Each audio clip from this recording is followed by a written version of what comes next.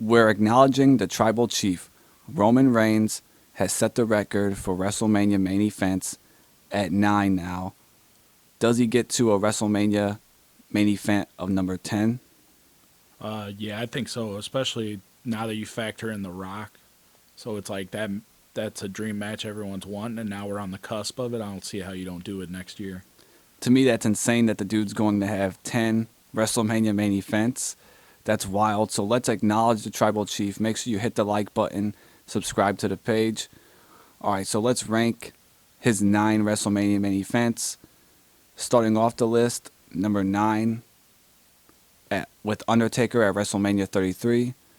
To me, the match was just pointless. Something I thought just recently rewatching it is, why are they making a big deal of him beating Undertaker at WrestleMania in a main event when Undertaker's streak's already snapped? So I'm like, dude, this isn't even special. The streak's already snapped. Yeah, I think it was just to kind of build up him and Brock for a future match, so you could be like, these are the two guys that beat the Undertaker at WrestleMania, and also I think it played into the last night. The Undertaker's only lost twice, and he's come back for revenge on both guys. And last night he got involved in the Bloodline Rules match, so you can kind of explain it that way. I also hate the loading up on the spear. That was corny to me. Yeah. The only good thing about this match, this little feud, was the next night on Raw, where we got the My Yard line, where we could see Roman, a little taste of him turning heel. Yeah, that was the first hint of the tribal chief. Yep. All right, so number 8, what do you have? Number 8, we're going to go with Brock Lesnar from WrestleMania 34. This is just like this was when they were shoving Roman down our throats. I mean, I think he took like 6 F5s, one of them through a table, just kept kicking out. It went on way too long. And unfortunately, it's the worst match that Brock and Roman had, and just this was when it was obvious it was time for Vince to get out of there. And He was just trying to create Super Cena, Hulk Hogan 2.0. yeah, What he knows best to draw money. the crowd turned on it, and then this is the like infamous thing of Brock throwing the title at Vince backstage and almost beating Shane McMahon's ass. So Until Chris Jericho stepped up and was Yeah. like, hey, yeah, we don't do Savior- that here. Jericho threw a bottle of Jack Daniels against the wall and was like, "Hey, knock it off." What's number 7? Number 7 is WrestleMania 32 with Triple H. I think this one is kind of like a plan B or a C for this WrestleMania. You know, Seth was the champion in 2015. He got hurt. I think the original plan might have been a Shield triple threat. But I think that Triple H was a good plan B. I was really hyped with how he was a surprise entrant in the Royal Rumble and took the title from Roman. And I think this is it's a good match, but it's another example of them kind of shoving Roman down our throats. No one wanted Roman at that time, so he was getting booed everywhere he went. And but I still think overall it's a really good match. I didn't care for it too much. Mostly what you said, it felt like it was being shoved down our throats. And it just felt like such a letdown in match quality when we had WrestleMania 31 that was such good shit.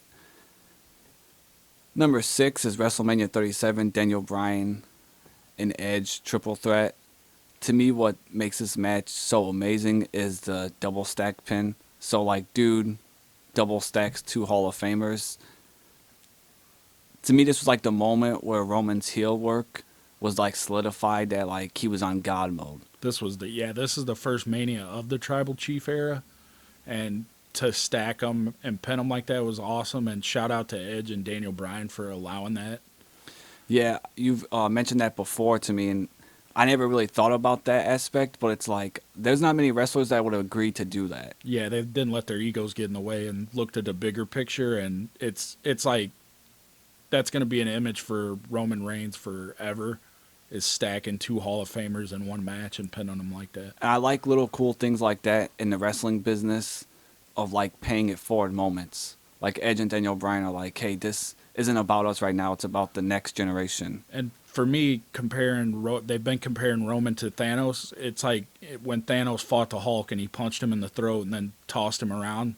This is after he stacks him and pins him. That's when you realize this is a whole nother like monster. We're seeing this a whole nother level. Number 5, Brock at WrestleMania 38. The match was okay to me. Mostly, I think what works for this match out of his WrestleMania main events is like this was his moment where he finally overcame the beast Brock Lesnar. And that, that is pretty important. I know some people might not be a fan of Brock Lesnar or they felt like Brock and Roman was shoved down our throats. It probably was, but like him beating Brock is kind of a big deal. Yeah, and I think this one was slightly hurt by the promotion of it. They kind of hyped it up as like the greatest WrestleMania match of all time. But definitely better than 34 and one of their better matches, I thought. Speaking of Brock Lesnar, what's number 4? Number 4 is the first meeting, WrestleMania 31. I just love this match. You talk about like hard hitting. This was a hard hitting match, not just from Brock, but I thought Roman was laying his shots in too. I love at one point he kind of dogs out Brock, talking about how he hits like a bitch, and then that's when Brock takes the gloves off. We get the infamous Suplex City bitch quote. Just top to bottom, I love this match. And then you get the surprise at the end with Seth Rollins cashing in his Money in the Bank and stealing the title.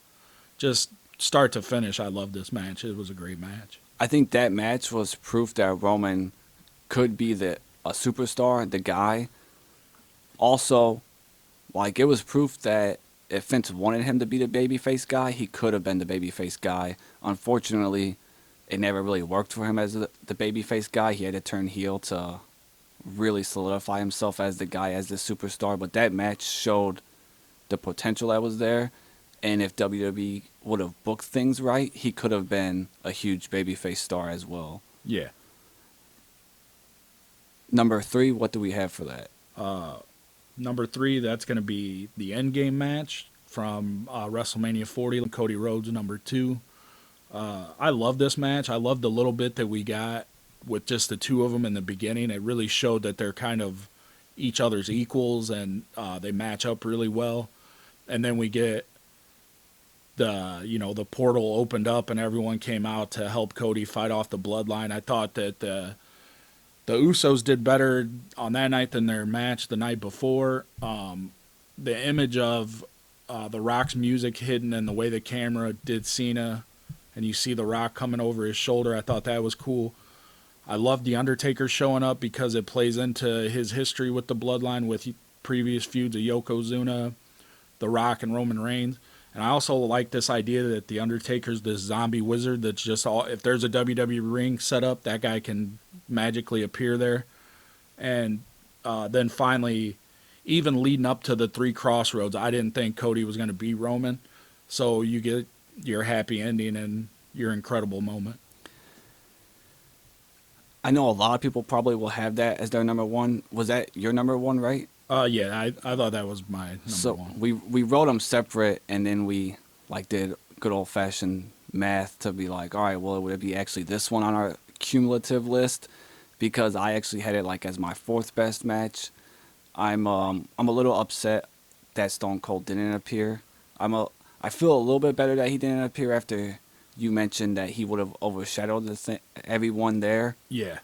Now that makes sense why he wouldn't show up, because when you mentioned that, I was like, oh shit, that's a good point. My eyes would have been glued to Stone Cold. It would have went from Roman and Cody to The Rock and Austin, and the pop Austin would have got the pop that Cody gets winning would have been subdued compared to the pop Austin would have got coming out, I think. Number 2 is WrestleMania 39. This was actually my number 1 match. Okay, so everyone loves Endgame at Mania 40. You don't get to Endgame if a Thanos doesn't happen. And 39 was Roman Reigns' Thanos moment. We all thought Cody was going to finish the story. The lead up, the promos Roman delivered on Cody were just so fire that it was establishing him as Thanos. Him winning was cinematic. to me, with this feud, everyone will look at the happy ending of Cody winning and the end game moment, but the actual best moment of that feud of this story is him winning at 39 because this story isn't as great if we don't get 39. See, I think that I love this match too, and I think that this is the night the story changed for Cody. I think originally the story was I have to win the title my father never won, and I think after this night it was I have to beat Roman because he knew he could. Like he had his number at 39, and then Solo gets involved. We all know what happened. But I think this was where he realized he could. He's the guy to beat Roman, and the story changed. Number one, WrestleMania 40, Night 1, the tag match, Seth Rollins, Cody Rhodes versus Roman Reigns, The Rock. We both had this as our second favorite Roman Reigns match when we ranked them separately. I just loved it because we have two different views, but I looked at it as where this was Roman was on another level from the other three. I felt like he was saving the day with The Rock. I thought that him starting the match off, I get that, like, obviously he's supposed to start the match off because he's more in wrestling shape, so, like, obviously he was going to. But to me, it was like The Rock was deferring to Roman, where it's like, hey, you're the guy, you're the badass. And it just felt like The Rock was deferring to me. It seemed like that whole match that Roman was the guy. See, I viewed it the other way because of the whole final boss. So, yeah, Roman's going to start the match because you have to beat the mid boss to get to the final boss. And I just thought that The Rock, other than here and there, like, you know, the getting rock bottom through the table and taking a Cody cutter, I don't think he ever really looked weak. I know you mentioned earlier that Roman saved him on one of the crossroads. But I think the whole thing was this is the final boss, and also shout out to The Rock. I mean, he looked incredible. Like, yeah, he had a couple slips, but I mean, he just looked great, and again cemented his like spot on the GOAT list. I think. Yeah, he hasn't wrestled in like what, 10 years, 8 years. The last one was his last real one was 2013, so 11 years. And then he comes in and just has an amazing match. And it went a long time. That's the other reason I liked the match so much too as well, was Roman and Cody and Seth, they all put on this banger of a match knowing that, like, hey, we got to do it again night 2. And also, you talked about the banger of a match. Rock was like right there with them. I mean, I don't think The Rock ever really slowed down either. And then it had a bigger fight feel than night 2, I think, because of The Rock's entrance. That thing was epic as all get out. I mean, and then also I loved that Roman got to go last. So that really like put over that this guy's the champion. And I also loved that The Rock had his own title just so he wasn't the only one without a title standing next to Roman. But just, yeah, everything about that match, I really enjoyed that tag match.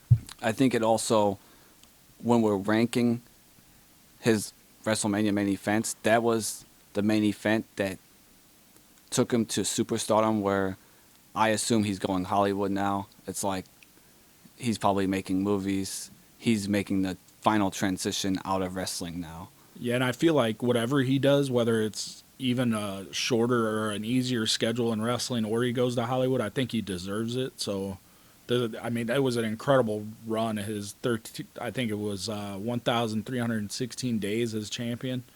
Luckily, he didn't pass Hulk Hogan, so... But just, it was incredible to watch. And what's crazy about this WrestleMania main event run is it started off with him being pushed down our throats, and then it transitions into a point where everyone is absolutely a fan and thankful for him. Yeah. That's not like easy to do when everyone hates you and all of a sudden you're able to turn it around. Maybe it was all Vince McMahon that was holding him back. And it was just that switch to a heel just clicked. Yeah, it seems like he finally bet on himself during the pandemic era when he walked away and kind of like stood his ground and was like, something's got to change. But I'm glad it did. So in the comments, let us know your views on Roman's WrestleMania main events, how you view them, which one's your favorite, which one's your least favorite.